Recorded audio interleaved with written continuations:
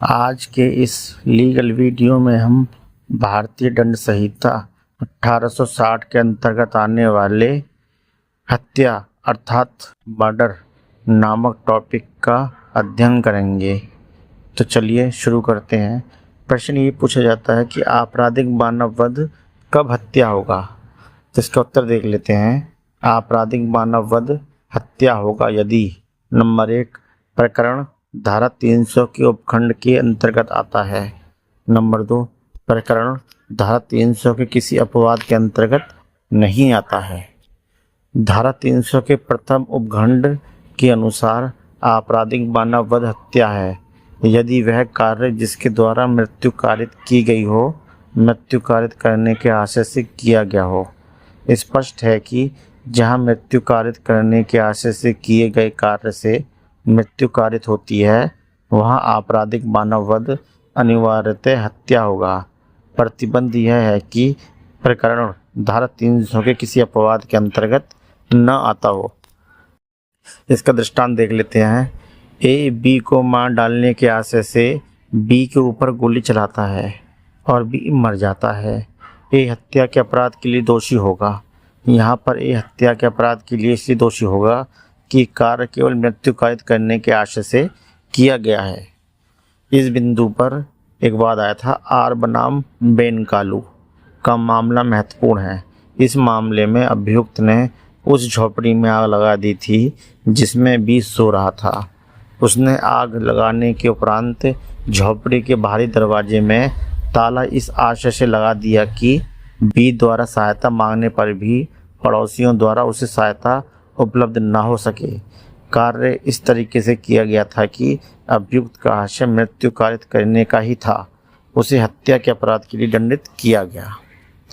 धारा 300 का उपखंड 2 विशेष परिस्थितियों के लिए बनाया गया है। इस उपखंड के अनुसार यदि अभियुक्त साक्ष्य पहुंचाई गई क्षति के बारे में जानता है कि उसके कृत्य से मृत्यु कारित होना संभाव्य है और मृत्यु कारित हो जाती है तो अभियुक्त हत्या के अपराध के लिए दोषी होगा, भले ही ऐसी शारीरिक क्षति एक स्वस्थ चित्त व्यक्ति को मृत्यु कारित करने के लिए पर्याप्त न हो। इसका उदाहरण देख लेते हैं। ए की तिल्ली बढ़ी हुई है, इसकी जानकारी बी को है। इसके बावजूद बी ए को बंद मुट्ठी से मारता है और तिल्ली फटने से ए की मृत्यु हो जाती है। बी हत्या के अपराध के लिए दोषी होगा।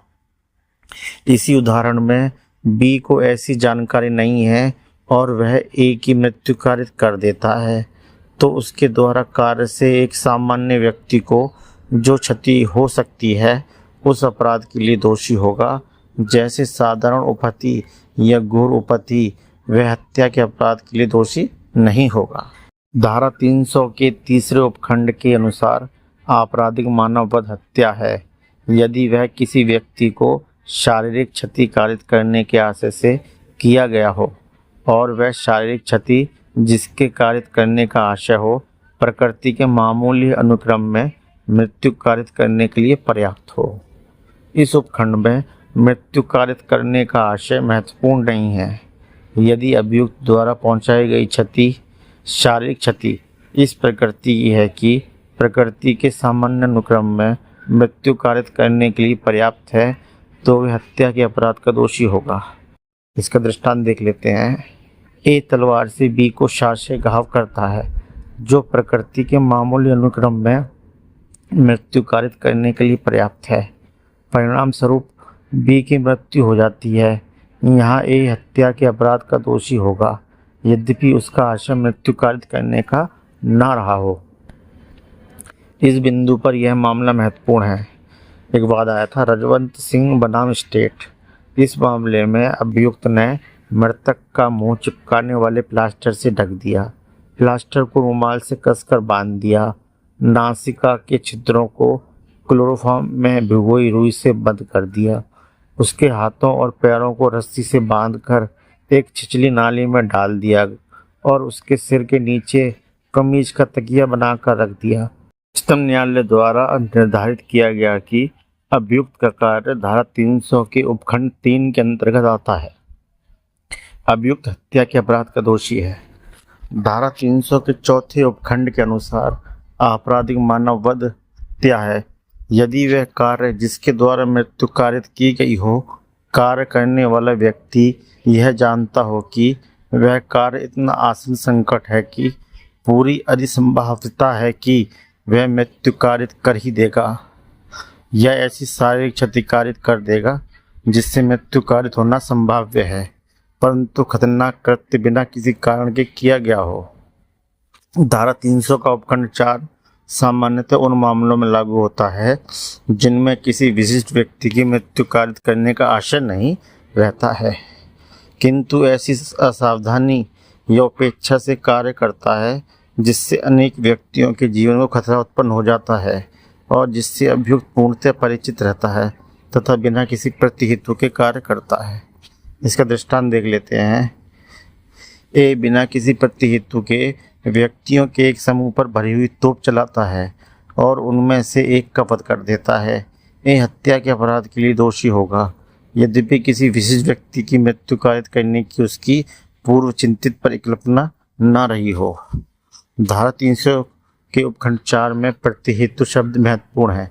यदि खतरनाक कार्य करने के पीछे कोई प्रतिहेतु है तो मामला हत्या के अंतर्गत न आकर आपराधिक मानव वध के अंतर्गत आएगा। इस बिंदु पर यह मामला महत्वपूर्ण है। एम्परर बनाम धीरजिया।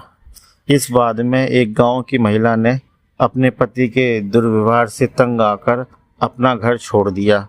घर छोड़ते समय उसके साथ उसका एक 6 महीने का बच्चा भी था। कुछ ही देर के पश्चात उसका पति उसकी खोज में गया।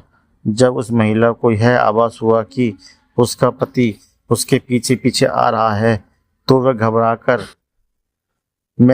घबराहट में तेजी से मुड़कर बच्चे सहित कुछ दूर दौड़ी और कुछ ही दूरी पर बने हुए कुएं में कूद गई। उस महिला को तो बचा लिया गया किंतु बच्चे की मृत्यु हो गई। महिला पर बच्चे की हत्या करने तथा आत्महत्या करने के प्रयास का आरोप लगाया गया। यह निर्धारित किया गया कि महिला पर यह आरोप नहीं लगाया जा सकता कि उसका आशय बच्चे की मृत्यु कारित करना था। यद्यपि उस पर यह आरोप लगाया जा सकता है कि उसे इस तथ्य का ज्ञान था, किंतु पति को अपने पीछे करते देख कर घबराहट तथा भय की जिस अवस्था में वह पहुंच गई थी, इस प्रकार के जोखिम उठाने का प्रतिहेतु था, उसे आपराधिक मानव वध के अपराध के लिए दोषी ठहराया गया। दोस्तों, उम्मीद करता हूँ ये टॉपिक आपको पसंद आया होगा। आपकी सहायता एवं सहूलियत के लिए इस टॉपिक का PDF लिंक वीडियो के नीचे डिस्क्रिप्शन में है। आप चाहे तो वहाँ से PDF फाइल डाउनलोड कर सकते हैं। साथियों, अगर वीडियो पसंद आया तो लाइक और सब्सक्राइब कीजिए।